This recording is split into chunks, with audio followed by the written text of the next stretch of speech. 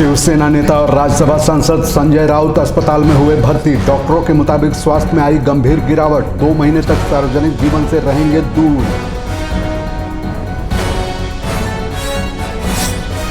जातीय उत्पीड़न, शोषण और हत्या के विरोध में धरना प्रदर्शन। अखिल भारतीय अनुसूचित जाति महासभा ने किया आयोजन।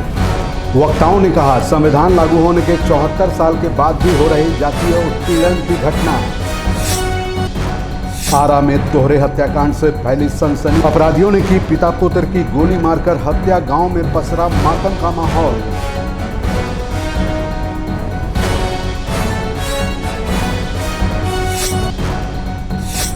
प्रवासी मजदूरों के विदेश में फंसे होने का मामला एक बार फिर आया सामने। अफ्रीका के ट्यूनीशिया में फंसे राज्य के 48 मजदूर।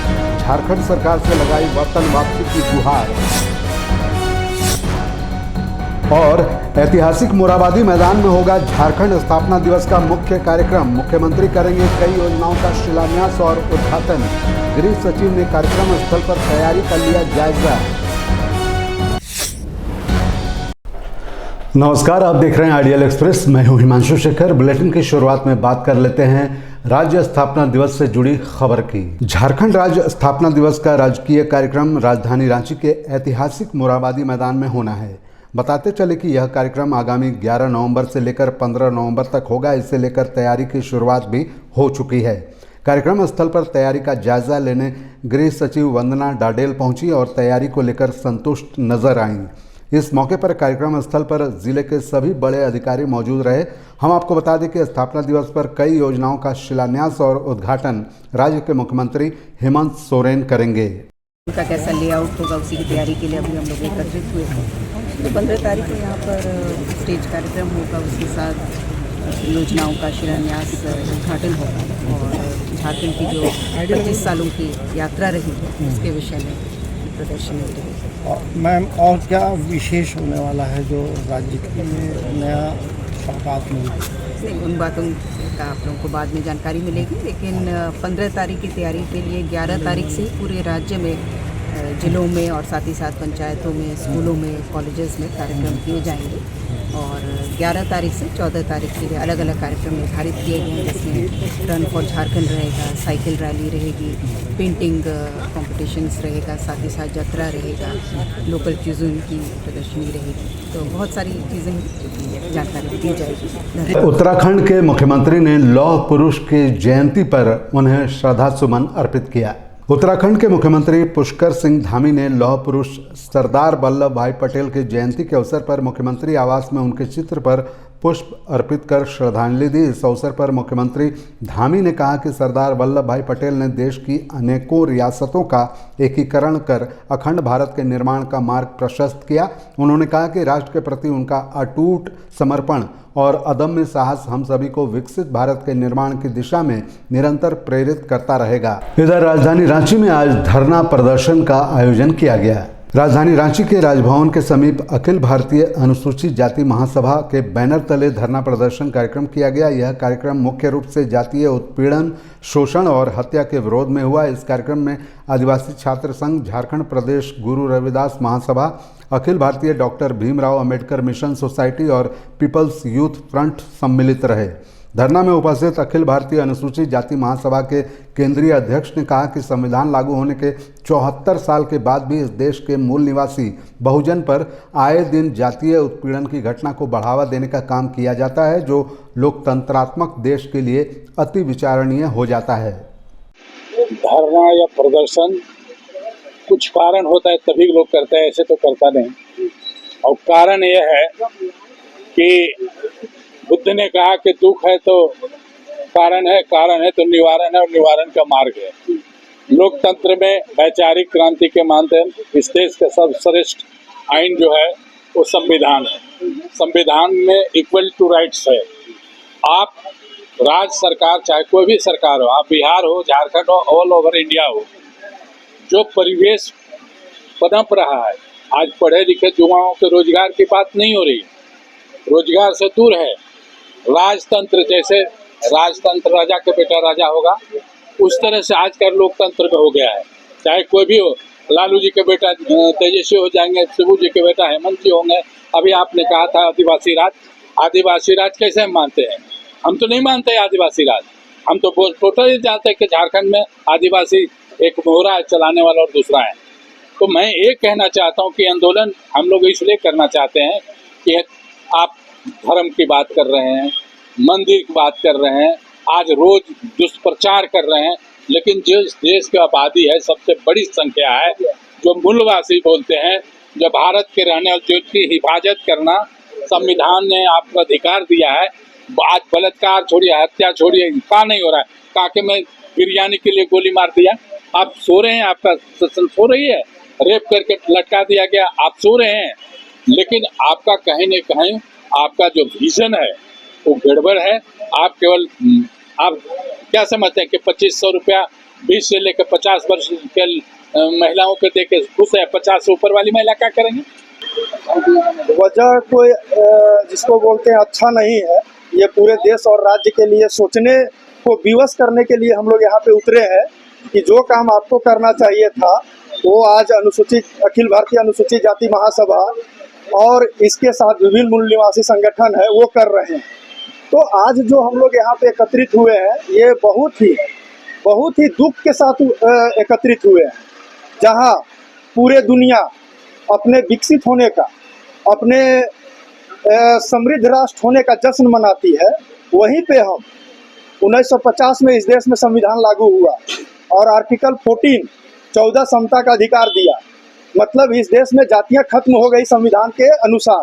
बावजूद इसके इस देश में संविधान लागू 1950 में हुआ, आज 2025 हो गया।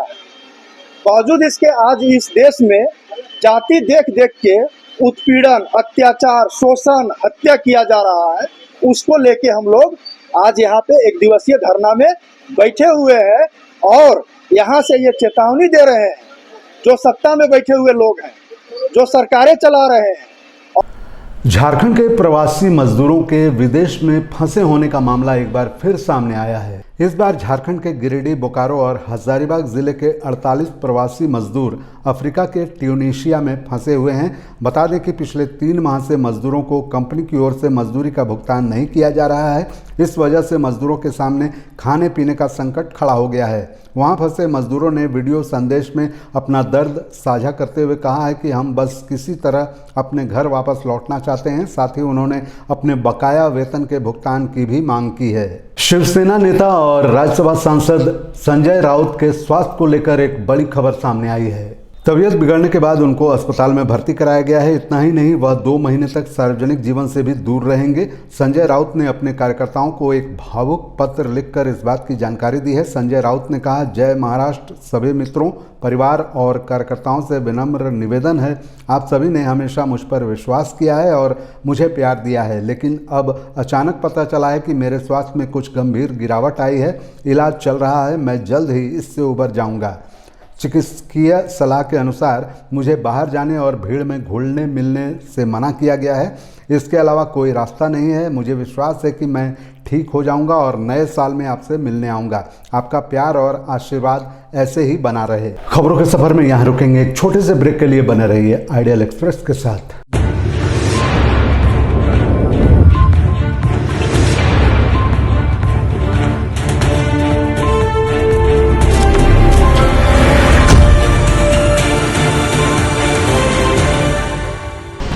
बदलते समय के बीच खबरों की दुनिया में आइडियल एक्सप्रेस की एंट्री।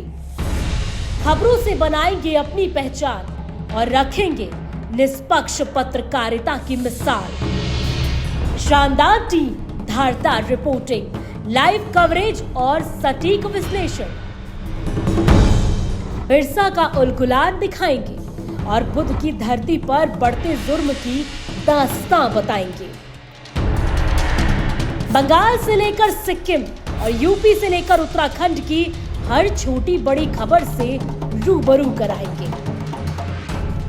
विकास के नाम पर हो रही धांधली बताएंगे और गांव ज्वार से निकलने वाली उम्मीद की किरण दिखाएंगे। सिर्फ पत्रकार नहीं, परिवार की तरह आपका साथ निभाएंगे। हम आइडियल एक्सप्रेस हैं, सच की तह तक जाएंगे।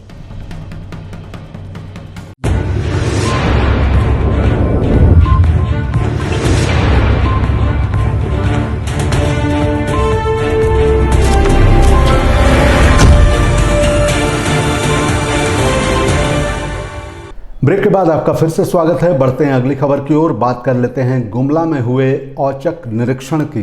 जिला शिक्षा अधीक्षक नूर आलम खान ने अंबेडकर नगर स्थित राजकीयकृत मध्य विद्यालय का औचक निरीक्षण किया। निरीक्षण के दौरान शिक्षण व्यवस्था की बारीकी से समीक्षा की गई और इस दौरान कई महत्वपूर्ण निर्देश भी दिए गए।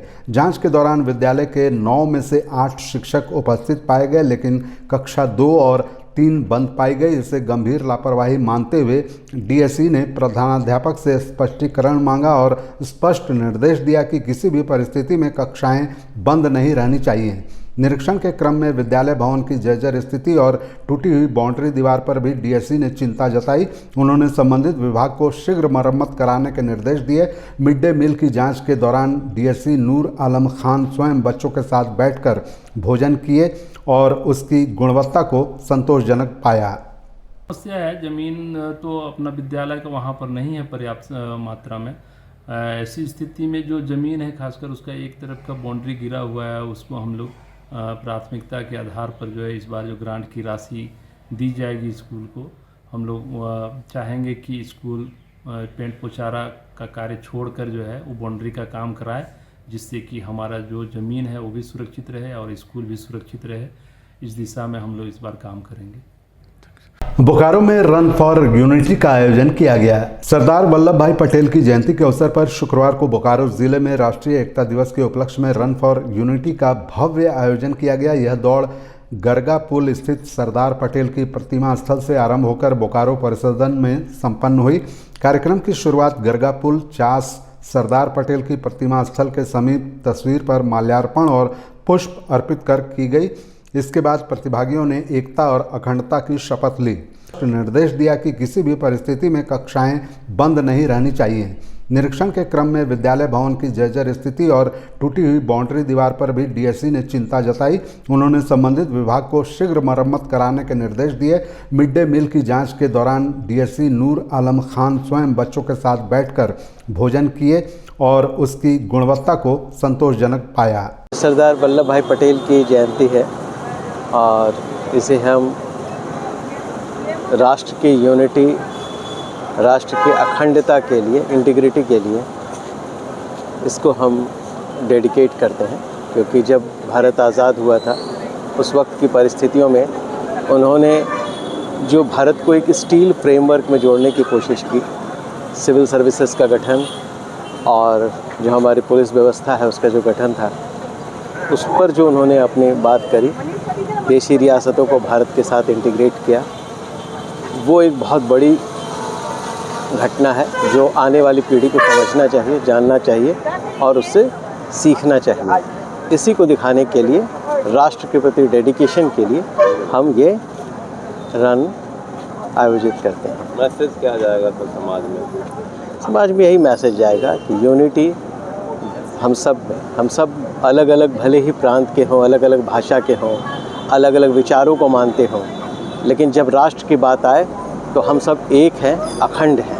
यही मैसेज है सरदार पटेल जी का। जैसा आप जानते हैं कि आज 31 अक्टूबर जो है, हम सरदार पटेल जी जो हमारे देश के जो इंटीग्रेटर जिनको कहा जाता है, जिन्होंने पूरे देश को एक रूप दिया, आज उनकी स्मृति में ये एकता दिवस सेलिब्रेट किया जाता है, पूरे देश भर में सेलिब्रेट किया जा रहा है। उसी उपलक्ष्य में आज यहाँ बोकारो पुलिस प्रशासन भी इकट्ठा हुए हैं और एक रन फॉर यूनिटी नाम का एक कार्यक्रम का आयोजन किया गया है, जिसमें कि हम सभी को अपना सभी एक रूप होकर वाइट टी शर्ट्स में और वाइट परिधान में सबको एक शांति संदेश और एकजुट होके एक देश बन के, एक समाज बन के जो है देश को एक साथ उसकी प्रगति में कंट्रीब्यूट करने के लिए आज एक मैसेज सबको हम देना चाहेंगे। इसी उपलक्ष्य में एक कार्यक्रम है, छोटा सा एक रन होगा और इससे क्या एक हेल्दी लाइफस्टाइल का भी मैसेज जाएगा और एक पीसफुल लाइफ एंड जो हम बोलते हैं कि राष्ट्र में जो है एकजुटता हो, उसका भी एक मैसेज जो है आज हमारे यहाँ से दिया जाएगा। उधर जामताड़ा में भी एकता दौड़ का आयोजन किया गया। जामताड़ा जिले के कुंडहित थाना परिसर में राष्ट्रीय एकता दिवस के अवसर पर रन फॉर यूनिटी यानी एकता दौड़ का आयोजन किया गया। यह आयोजन 31 अक्टूबर 2025 को भारत के लौह पुरुष सरदार वल्लभ भाई पटेल की जयंती के उपलक्ष्य में हुआ। आपको बता दें कि इंस्पेक्टर मोहम्मद फारूक के नेतृत्व में पुलिस बल और स्थानीय नागरिकों ने इसमें भाग लिया। यह दौड़ थाना परिसर से शुरू होकर बरमसिया मोड़ से होते हुए प्रखंड कार्यालय तक लगभग 1 किलोमीटर की दूरी तय की। इसका मुख्य उद्देश्य समाज में राष्ट्रीय एकता, अखंडता और भाईचारे की भावना को मजबूत करना था। मौके पर बड़ी संख्या में पुलिस अधिकारी मौजूद रहे। कार्यक्रम में चैम्बर ऑफ कॉमर्स के सदस्य, जनप्रतिनिधि, विद्यालय के शिक्षकों ने भी उत्साहपूर्वक हिस्सा लिया। इस मौके पर कई विद्यालयों की छात्राओं ने भी दौड़ में शामिल होकर एकता, सद्भाव और देशभक्ति का संदेश दिया। उधर गुमला में भी रन फॉर यूनिटी यानी एकता दौड़ का आयोजन किया गया। पूरे देश भर में आज राष्ट्रीय एकता दिवस के शुभ अवसर पर रन फॉर यूनिटी कार्यक्रम का आयोजन किया जा रहा है। इसी कड़ी में गुमला पुलिस ने रन फॉर यूनिटी कार्यक्रम का आयोजन किया। इस अवसर पर पुलिस केंद्र गुमला तथा सभी थाना के पुलिस पदाधिकारी एवं कर्मियों के साथ साथ संबंधित थाना क्षेत्र के सामाजिक कार्यकर्ता, छात्र छात्राएं और युवा वर्ग ने बढ़ चढ़कर हिस्सा लिया। प्रतिभागियों ने लौह पुरुष सरदार वल्लभ भाई पटेल को श्रद्धांजलि अर्पित करते हुए देश की एकता और अखंडता बनाए रखने का संकल्प लिया। भोजपुर में एक दर्दनाक हादसे ने लोगों को हिलाकर रख दिया। भोजपुर जिले के आरा मुफस्सिल थाना क्षेत्र में बीती रात एक दर्दनाक घटना ने पूरे इलाके को दहला दिया। बेलघाट गांव के पास हथियारबंद अपराधियों ने पिता पुत्र को गोलियों से भून डाला। मृतकों की पहचान उदवंत नगर थाना क्षेत्र के पियनिया गांव निवासी प्रमोद महतो और उनके बेटे प्रियांशु महतो के रूप में हुई है। बता दें कि दोनों मिठाई की दुकान चलाते थे और घर में सगाई की तैयारियां चल रही थीं। सूचना मिलते ही मुफस्सिल थाना पुलिस मौके पर पहुंची और घटनास्थल को सील कर दिया। एफएसएल टीम को भी बुलाया गया है ताकि वारदात से जुड़े तकनीकी साक्ष्य जुटाए जा सकें। आरा एसडीपीओ राजकुमार शाह ने बताया कि पुलिस हर पहलू से मामले की जांच कर रही है। आपसी रंजिश, लूट या अन्य किसी कारण को लेकर जांच की जा रही है। फिलहाल शवों को पोस्टमार्टम के लिए सदर अस्पताल भेज दिया गया है। जारी है, क्या कहेंगे? यही काम है। उनके जमाने में सब लोग देख रहा था कि उनका उद्योग धंधा क्या था, लूट घसोट, अपहरण, डकैती वही था। लेकिन इस सरकार में कोई भी बचने वाला है। जो भी गुनाहगार होगा सलाखे के अंदर रहेगा और जल्द स्पीडी ट्रायल करके उसको सजा होगा। सीसी कैमरा से पकड़ाए अगर निकल गए। हम लोग मार्केट में थे और रात को 7-8 बजे कहीं फ़ोन किए तो बोल रहे हैं कि हम राम वाली भरका गाँव जा रहे हैं कुछ काम से, 1-2 घंटा में घर पे आ जाएंगे। बस इतना ही बात हो रहा है। पहले से किसी के विवाद था या चुनावी रंजिश है? कोई सर हम लोग उतना नहीं है, सब खाने का मतलब बात की है। तो किसी पार्टी से भी थे? कोई सर ऐसा कोई हम लोग का मैटर नहीं है सर। कोई मैटर कुछ नहीं है। किसी से दुश्मनी पुरानी? दुश्मनी कोई नहीं पुरानी है सर। क्या लगता है आपको आपके पिता भाई की कैसे हत्या हुई? गोली मारी गई है या फिर कैसे? गोली मारी गई है। ये कहाँ पे इन दोनों का बॉडी मिला? इलाका का सर खुशहालपुर है। बेलघाट? हाँ बेलघाट। तो उधर क्या करने गए थे ये नहीं पता चला? नहीं, हम रात में खोजे 12 के बजे गए थे, चैनवा हाईवे तक लगाए, कुछ हमको पता नहीं मिला। दिन चले गए घर, शाम को सुबह गए थाना पे रिपोर्ट डालने के लिए। 5:30 बजे गए। उसके बाद तो सूचना कौन बोली? तो एक वहाँ पे टेम्पो वाला फोन उठाया कि मेरा चाचा है द्वारका जा, वो बोले कि यहाँ पर चलो। फिर वहाँ पर घूमते घूमते गए, 4 पर्चे डराए लोग पहुँचे। तो अभी तक कोई दुश्मनी की बात सामने नहीं है? नहीं। आपके किसी पे शक है? कौन पे शक? किसकी सगाई थी? कब थी? कहाँ शादी ठीक हुआ था? सोबी डूंगरी। क्या नाम है आपका? और अब बात कर लेते हैं मोन्था चक्रवात के असर की।